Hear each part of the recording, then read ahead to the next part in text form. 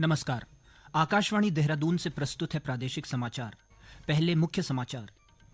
प्रधानमंत्री नरेंद्र मोदी आज नई दिल्ली में मुख्य सचिवों के चौथे राष्ट्रीय सम्मेलन को संबोधित करेंगे। उत्तराखंड में 38वें राष्ट्रीय खेलों के शुभंकर, लोगो, टॉर्च, जर्सी और एंथम का आज विमोचन किया जाएगा। केंद्र सरकार ने एक राष्ट्र एक चुनाव से संबंधित 2 विधेयकों को कल लोकसभा में पेश करने के लिए सूचीबद्ध किया है। और उत्तराखंड में नगर निकाय चुनाव की तैयारियां तेज, सभी पदों के लिए आरक्षण की अनंतिम अधिसूचना जारी की। दोपहर समाचारों के साथ मैं अखिलेश चंद्र गैरोला और अब समाचार विस्तार से। प्रधानमंत्री नरेंद्र मोदी आज नई दिल्ली में मुख्य सचिवों के चौथे राष्ट्रीय सम्मेलन को संबोधित करेंगे। श्री मोदी ने कल कार्यक्रम की अध्यक्षता की थी। 3 दिवसीय यह सम्मेलन शुक्रवार को शुरू हुआ था। इसका उद्देश्य राज्यों के सहयोग से साझा विकास एजेंडे का मूल्यांकन और कार्यान्वयन करना, केंद्र और राज्य सरकारों की भागीदारी को सुदृढ़ करना और सहकारी संघवाद, तेज आर्थिक वृद्धि और विकास में बेहतर तालमेल सुनिश्चित करना है। कार्यक्रम में सभी राज्यों, केंद्र शासित प्रदेशों के मुख्य सचिव, वरिष्ठ अधिकारी और विशेषज्ञ भाग ले रहे हैं। मुख्य सचिवों का सम्मेलन केंद्र और राज्यों के बीच बेहतर समन्वयन स्थापित करने के प्रधानमंत्री नरेंद्र मोदी के दृष्टिकोण की प्रमुख पहल है। सम्मेलन का मुख्य विषय promoting entrepreneurship, employment and skilling leveraging the demographic dividend है। इसके अंतर्गत 6 प्रमुख क्षेत्र विनिर्माण, सेवा, ग्रामीण, गैर खेती, शहर, नवीनीकरण ऊर्जा और चक्रीय अर्थव्यवस्था है। उत्तराखंड में 38वें राष्ट्रीय खेलों के शुभंकर, लोगो, टॉर्च, जर्सी और एंथम का आज विमोचन किया जाएगा। इस महत्वपूर्ण कार्यक्रम के मुख्य अतिथि उत्तराखंड के मुख्यमंत्री पुष्कर सिंह धामी होंगे, जबकि केंद्रीय खेल राज्य मंत्री रक्षा खड़से और भारतीय ओलंपिक संघ की अध्यक्ष पीटी उषा भी इस अवसर पर मौजूद रहेंगी। पेश है एक रिपोर्ट। इन खेलों के शुभंकर, जो अब मौली यानी मोनाल पक्षी के रूप में प्रस्तुत होंगे, खिलाड़ियों के लिए और अधिक आकर्षक और प्रेरणादायक होंगे। इसके अलावा राष्ट्रीय खेलों का नया लोगो भी डिजाइन किया गया है, जिसमें उत्तराखंड की सांस्कृतिक धरोहर और पहचान को प्रमुखता से दर्शाया गया है। इस दौरान प्रस्तुत की जाने वाली जर्सी, टॉर्च और एंथम में भी राज्य की विशिष्टता साफ झलकेगी। राष्ट्रीय खेलों की मशाल में गंगा नदी और राज्य पुष्प ब्रह्मकमल के चिन्ह शामिल किए गए हैं, जो विशेष रूप से डिजाइन किए गए हैं। साथ ही उत्तराखंडी लोक कला ऐपण को भी प्रचार सामग्री में प्रभावी रूप से दर्शाया जाएगा। राष्ट्रीय खेल सचिवालय के मुख्य कार्यकारी अधिकारी अमित सिन्हा ने बताया कि राष्ट्रीय खेलों की तैयारियां जोर शोर से चल रही है और सरकार एक बेहतरीन आयोजन के रूप में पूरी तरह से प्रतिबद्ध है। देहरादून के परेड मैदान में आयोजित 10वीं वर्ल्ड आयुर्वेदिक कांग्रेस और आरोग्य एक्सपो 2024 का आज अंतिम दिन है। कांग्रेस के तीसरे दिन विभिन्न सत्रों में आयुष के क्षेत्र में की गई नवीन खोजों पर चर्चा की गई। विशेष रूप से नेत्र चिकित्सा और धूम्रपान उपचार में उपयोग होने वाली औषधियों के प्रस्तुतिकरण ने सभी का ध्यान खींचा। दर्शन शास्त्र से जुड़ी औषधियों और चर्म रोग के उपचार में बर्बरिन के उपयोग पर भी गहरी चर्चा हुई। आयुर्वेद के माध्यम से पशु चिकित्सा के क्षेत्रों पर भी विचार विमर्श हुआ। उत्तराखंड आयुष नीति 2023 के प्रावधानों और इसके त्वरित कार्यान्वयन पर भी महत्वपूर्ण सुझाव दिए गए। टिहरी बांध जलाशय क्षेत्र में आगामी 19 से 23 दिसंबर तक एक्रो वर्ल्ड चैंपियनशिप और एरो शो 2024 का आयोजन किया जाएगा। इसमें 25 विदेशी एक्रो पायलट, 50 भारतीय एसआईवी पायलट और 25 टैंडम पायलट प्रतिभाग करेंगे। आयोजन में पैराग्लाइडिंग और बेस जंपिंग का प्रदर्शन भी किया जाएगा। इसके अलावा स्थानीय लोगों और आगंतुकों को निःशुल्क टैंडम पैराग्लाइडिंग का अवसर मिलेगा। उत्तराखंड सरकार ने प्रदेश के युवाओं के लिए रोजगार के नए अवसर उत्पन्न करने के लिए कई कदम उठाए हैं। कौशल विकास मंत्री सौरभ बहुगुणा ने मुख्यमंत्री कौशल उन्नयन और वैश्विक रोजगार योजना के तहत जापान में केयर गिवर जॉब रोल के लिए चयनित 9 युवाओं से मुलाकात की और उन्हें अनुबंध पत्र वितरित किए। श्री बहुगुणा ने बताया कि राज्य सरकार प्रशिक्षित युवाओं को सिर्फ राज्य में ही नहीं बल्कि विदेशों में भी रोजगार के अवसर प्रदान करने के लिए प्रतिबद्ध है। इस पहल के तहत अब तक 33 युवाओं को जापानी भाषा का प्रशिक्षण दिया गया है, जिनमें से 23 ने दक्षता परीक्षा उत्तीर्ण की और जापान में रोजगार प्राप्त किया।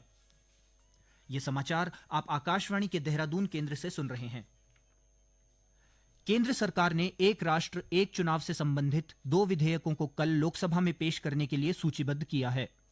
कानून मंत्री अर्जुन राम मेघवाल संविधान 129वां संशोधन विधेयक और केंद्र शासित प्रदेश कानून संशोधन विधेयक पेश करेंगे। प्रधानमंत्री नरेंद्र मोदी की अध्यक्षता में केंद्रीय मंत्रिमंडल ने बृहस्पतिवार को लोकसभा और राज्य विधानसभा चुनावों को एक साथ कराने की अवधारणा को लागू करने के लिए संवैधानिक संशोधन विधेयक को स्वीकृति दी थी। पूर्व राष्ट्रपति रामनाथ कोविंद के नेतृत्व में एक राष्ट्र एक चुनाव पर बनी उच्च स्तरीय समिति ने देश में लोकसभा और राज्य विधानसभा चुनाव एक साथ कराने की सिफारिश की थी। उत्तराखंड में नगर निकाय चुनाव की तैयारियां तेज हो गई हैं। शासन ने नगर निगम, नगर पालिका परिषद, नगर पंचायतों के पदों के अलावा सभी जिला अधिकारियों ने नगर निगमों में पार्षद, नगर पालिका और नगर पंचायतों में वार्ड सदस्यों के आरक्षण की अनंतिम अधिसूचना जारी कर दी। 7 दिन के भीतर लिखित रूप में या ईमेल आईडी के जरिए आपत्तियां दर्ज कराई जा सकती हैं। देहरादून शहर में पर्यावरण संरक्षण की दिशा में एक अहम कदम उठाया जा रहा है। शहर में जल्द ही 10 इलेक्ट्रिक व्हीकल चार्जिंग स्टेशन स्थापित किए जाएंगे। यह पहल जिला अधिकारी सविन बंसल के नेतृत्व में शहर को इको फ्रेंडली बनाने के प्रयासों का हिस्सा है। इन चार्जिंग स्टेशनों में से 2 प्रमुख स्टेशन गांधी पार्क और परेड ग्राउंड के सामने पहले से ही पूरी तरह तैयार हो चुके हैं। इस पहल की विशेष बात यह है कि इन चार्जिंग स्टेशनों को शून्य खर्चे पर स्थापित किया जा रहा है, जो इसे एक अभिनव और अनूठी परियोजना बनाता है। इन स्टेशनों की स्थापना से वाहन चालकों को न केवल सुविधा मिलेगी, बल्कि यह शहर के पर्यावरण को प्रदूषण से बचाने में भी महत्वपूर्ण भूमिका निभाएगा। इन ईवी चार्जिंग स्टेशनों की स्थापना से देहरादून को प्रदूषण मुक्त बनाने की दिशा में एक महत्वपूर्ण कदम उठाया जा रहा है। इसके अलावा यह पहल शहरवासियों को पर्यावरण संरक्षण के प्रति जागरूक भी करेगी और ईवी वाहनों की संख्या में वृद्धि की संभावना को बढ़ावा देगी, जिससे वायु और ध्वनि प्रदूषण में भी कमी आएगी। बागेश्वर की स्नेहा ने जिले की पहली महिला पैराग्लाइडिंग पायलट बनने का गौरव हासिल किया है। उन्होंने अब पैराग्लाइडरों को ट्रेनिंग देना भी शुरू कर दिया है। अभी तक वो 7 बैचों को पैराग्लाइडिंग का प्रशिक्षण दे चुकी हैं। स्नेहा बताती हैं कि उन्हें साहसिक कार्यों में पहले से ही बहुत रुचि थी। वहीं राज्य सरकार ने स्वरोजगार के लिए युवाओं के लिए एडवेंचर एक्टिविटी में भी विभिन्न योजनाओं की पहल की, तो उन्होंने भी इस ओर अपने कदम बढ़ाए।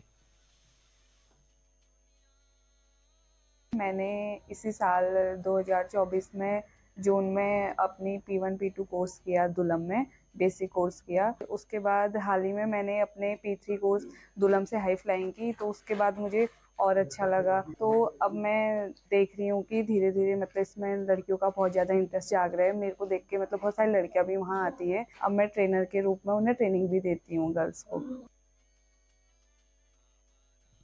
कुमाऊं विश्वविद्यालय का 19वां दीक्षांत समारोह कल डीएसबी परिसर के एएन सिंह सभागार में आयोजित किया जाएगा। इस मौके पर कुल 201 शोधार्थियों को पीएचडी की उपाधि, 2 विद्यार्थियों को डीएससी और डीलिट की मानद उपाधि तथा 70 विद्यार्थियों को पदक प्रदान किए जाएंगे। राज्यपाल लेफ्टिनेंट जनरल गुरमीत सिंह उपाधियां और पदक प्रदान करेंगे। समारोह में प्रदेश के उच्च शिक्षा मंत्री डॉक्टर धन सिंह रावत भी उपस्थित रहेंगे। कुलपति प्रोफेसर दीवान सिंह रावत ने पत्रकारों से बातचीत में बताया कि इस वर्ष पीएचडी उपाधि प्राप्त करने वाले 201 शोधार्थियों में 68% महिलाएं हैं। 109 विद्यार्थी कला संकाय से और 60 विद्यार्थी विज्ञान संकाय से हैं। दीक्षांत समारोह में स्नातक और स्नातकोत्तर के 19,570 विद्यार्थियों को डिग्रियां प्रतीकात्मक रूप से प्रदान की जाएंगी। चमोली के मंडल घाटी में 2 दिवसीय सती शिरोमणि माता अनसुईया मेला विधि विधान और पूजा पाठ के साथ शुरू हो गया। बद्रीनाथ विधायक लखपत बुटोला ने इस मेले का शुभारंभ किया। दत्तात्रेय जयंती के अवसर पर क्षेत्र की देवी डोलियां सती मां अनसुईया के दरबार पहुंची और श्रद्धालुओं ने श्रद्धापूर्वक पूजा अर्चना की। हर साल की तरह इस वर्ष भी संतान सुख की कामना लेकर निसंतान दंपत्ति और अन्य भक्तजन यहां पहुंचे हैं। हरिद्वार जिले में उत्तराखंड राज्य विधिक सेवा प्राधिकरण के तत्वावधान में आयोजित लोक अदालत में 41 वादों का निस्तारण किया गया। जिला विधिक सेवा प्राधिकरण के अध्यक्ष जनपद न्यायाधीश प्रशांत जोशी की अध्यक्षता में हरिद्वार, रुड़की और लक्सर में यह अदालत आयोजित की गई। लोक अदालत में 41 वादों का निस्तारण कर करीब 1 करोड़ 28 लाख रुपए की निपटान राशि तय की गई। इन वादों में अधिकतर बैंक, बीमा, मोबाइल और विद्युत विभाग से संबंधित मामले थे। चमोली जिले के देवाल के वाण गांव स्थित लाटू मंदिर के कपाट शीतकाल के लिए पूजा अर्चना के बाद बंद कर दिए गए। इस अवसर पर सैकड़ों भक्तों ने ढोल नगाड़ों के साथ देवता के जयकारे लगाए। पूजा के दौरान मंदिर के पुजारी खीम सिंह और प्रताप सिंह ने जलाभिषेक कर भगवान लाटू की पूजा की।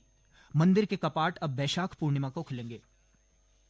अंत में मुख्य समाचार एक बार फिर।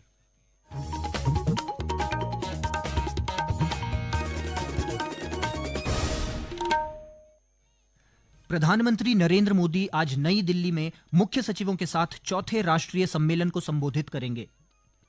उत्तराखंड में 38वें राष्ट्रीय खेलों के शुभंकर, लोगो, टॉर्च, जर्सी और एंथम का आज विमोचन किया जाएगा। केंद्र सरकार ने एक राष्ट्र एक चुनाव से संबंधित 2 विधेयकों को कल लोकसभा में पेश करने के लिए सूचीबद्ध किया है और उत्तराखंड में नगर निकाय चुनाव की तैयारियां तेज, सभी पदों के लिए आरक्षण की अनंतिम अधिसूचना जारी की।